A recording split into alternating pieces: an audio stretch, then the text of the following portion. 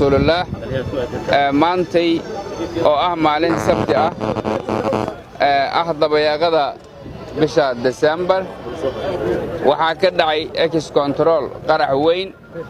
oo saaran lagu soo raray gaari xamuul qaraxaas waday wuxuu isku qarxiyay isgoyska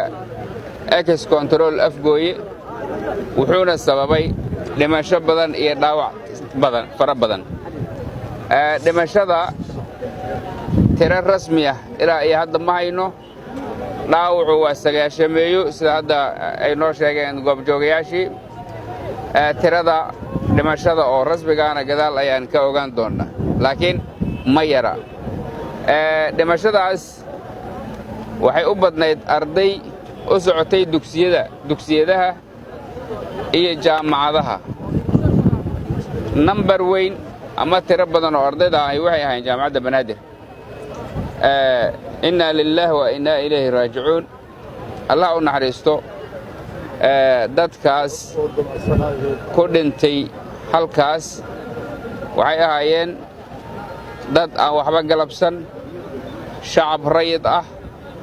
intooda badan waxaa laayay dadkaas qabayaasha ku soo duulay dalkeena Soomaaliya ma aha markii ugu horeeyay oo ay qaraxa noocaas oo kale ah ay la beegsadeen mar kasta oo ay arkaan meel zaxmo ah ama bulshadu isugu badan tahay waxa ay ka caado dhigteen inay sidaas oo kale ay u laayaan ilaahay subxaanahu wa ta'ala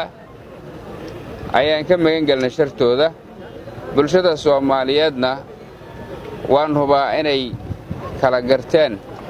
cadawgooda iyo saaxiibkooda waxa aan halkan rabaa inaan uga mahad celiyo ciidamadii amniga ee shafka u dhigay ka badbaadiyay dhagarqabayaashu hagardaamada ay soo abaabuleen inay u gudubto magaalada waxa ay doonayeen magaalada inuu u soo gudbo qaraxa si goobo muhiim ah ayo mas'uuliyiin muhiim ah